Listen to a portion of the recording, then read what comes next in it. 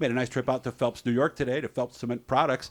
Nice thing is I was able to interview 4 drivers total, and 2 of them were actual track champions this past season at Atlanta Legends Raceway. Yeah, I know it sounds weird to be saying this past season already, but Frank Bubba Burnell won a championship back in 2010. He got back into racing in 2021, only did about half a season, but this past year he did a full season. He won the points. He had a comfortable lead. His son actually finished in second. Frank Bubba Burnell joining us, man.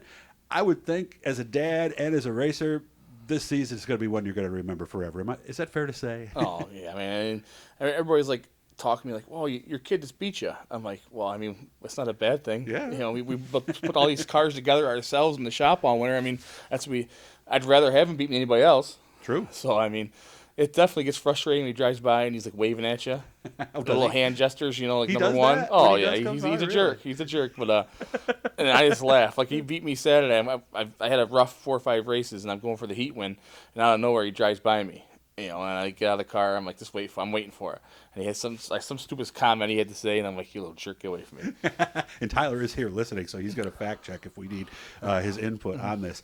So it must have been nice going into last night, because really, you just had to take the green, and that was about it, was it? Yeah, oh yeah. Just had to start the race, so we didn't have enough cars to make a difference. I think I finished 24th or farther back, I would have lost. But yeah, I think they had 14 cars, maybe, something like that. So what's the mindset at that point? Because I mean, a lot of times you do get motivation depending on the night, depending on what's going on. So did you need extra motivation, or did it seem a little flat? Or well, I mean, I've been really conservative the last half of the season. I've been kind of like staying with the same setup, and the car hasn't been to my liking 100%. I mean, it's been fast, been decent, but we were lacking something, so I threw everything at it for Saturdays, trying to either hero or zero, and it definitely was a zero again. I ended up like 6th. I finished 6th, but I mean, just struggling to get the car going. I just wanted to, either win or have something change in the car to go in the right direction, but it was the wrong direction for sure. Okay. Well, nice night to experiment. So did we at least learn something, or we tried something and just throw that out? I learned a little bit, a couple things, like too much left rear, shearing the car loose in the corner, so I wasn't really what I needed for side bite. So we're going to try something different for this Saturday, and hopefully, it works a little better. I lean on a few people I know, like Mike Morris from down Southern Tier, has some, but really fast in the metric car. He gave me some ideas to try, because he's just, I'm 360 pounds, he's 368, so there you go. A guy the same size as me, as dominant as he is down there, and he's very, very nice to share some information, so hopefully we'll be a little faster Saturday. Because let's be honest, when you have, Tyler, what do you weigh, roughly? 240. Okay, so you got 120 pounds. Yeah. That's 120 pounds of left side weight, and for some other drivers, it might be considerably more. That you do have to make adjustments for that, don't you? Absolutely, it's huge. I mean, like, I had some motor work done recently by Johnny Udeman at BAP, Engines, and like I said on the scale numbers, because he's the old racer from way back, and he's like, man, your scales look off. So I gotta go home tonight and see if my scales are actually off, because if you added up all 4 corners, it doesn't add up to the total weight in the middle of the scales.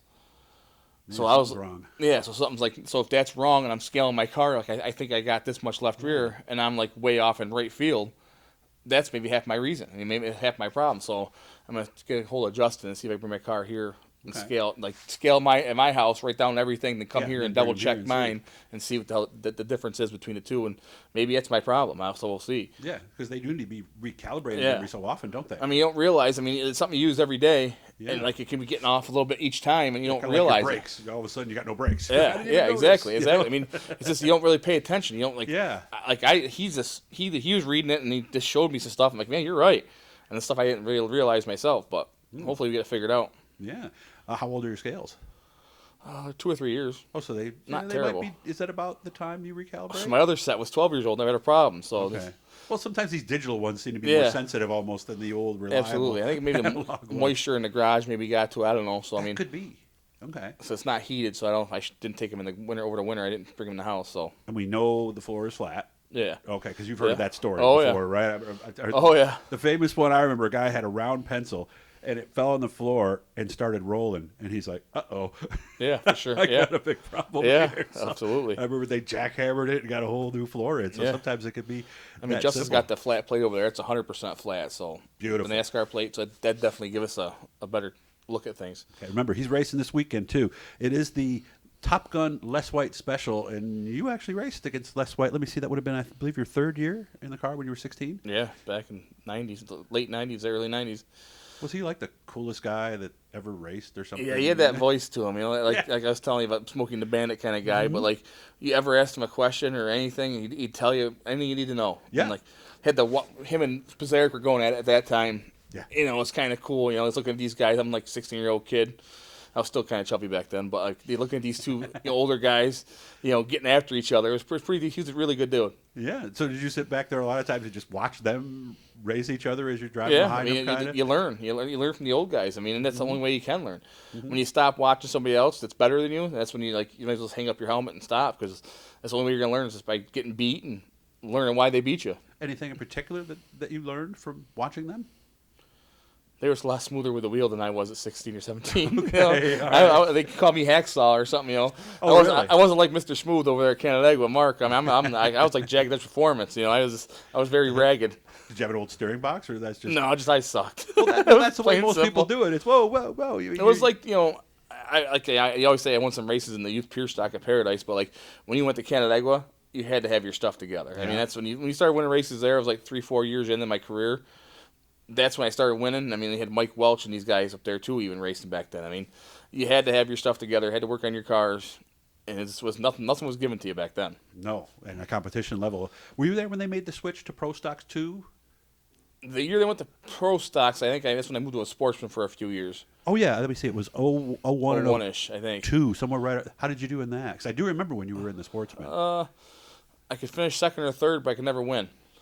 So you were good. Yeah, it was decent back then. I mean, never consistent. Still just wrecked a lot of stuff. But Okay. then I got out of that for a while. Went back to street stock racing, and then I tried Sportsman again back in I was too stupid to stop out getting them modified. Of course, you got out in 2013. Was that just family time, money? I was done spending money. Okay. Just wanted to get out of it. What brought you back? Him. So you wanted to race against your son? Yeah, I was And just like, teach if you want to him. go racing, I'm like, man, you ain't gonna have all the fun. And actually, Eric Chapman gave me a call. He's like, I got a car here. I want you to run it. So I ran for him on and off. Actually, I think it was 19. He won some races at Dundee. Gotten kicked out a couple times, cheating. But It wasn't your got car, caught. so yeah. yeah, then my car was cheating. Then Jeremy Trank bought it. Then actually, Jimmy Grant's daughter's gonna run it next year at That's the one you got out Canandaigua. last week. Yeah, I hated Okay. that car. Yeah, and I think Jimmy might not be too fond of Yeah, that was either. that was He a spun Barrett that thing car. a Me couple and times. Eric Chapman bought that for me to drive, dirt cheap. Like I think he paid like $2,500 for it with like 3 rear ends, a bunch of spare parts. Jeez. Now it got sold for $15,000. Wow. So I mean, for a hobby stock. Yeah, that's a lot more than we want to spend. Yeah, for Because sure. ideally, we wanted them under $10,000, is what everybody kept saying. Yeah. As these hobby stocks. That started ain't gonna become- happen. No, it's not going to happen. So you're racing again next year? That's up in the air. We're racing. We're probably either gonna scale back a little bit and do some more with the family. Okay. Like my girlfriend's got horses. His girlfriend wants to go 4-wheeling and camping with the kid. I mean, Can't blame them. we had a good run the next 3 years. But we're all saying that now, but you never know what's going to happen. Winter time's a lot. Go snowmobiling and get the itch back again, and we might be somewhere full time on Fridays and hit around on Saturdays. I don't know what we're going to do for sure. Okay. All right. Well, again, congratulations on the championship. And like we said, he'll be racing this weekend.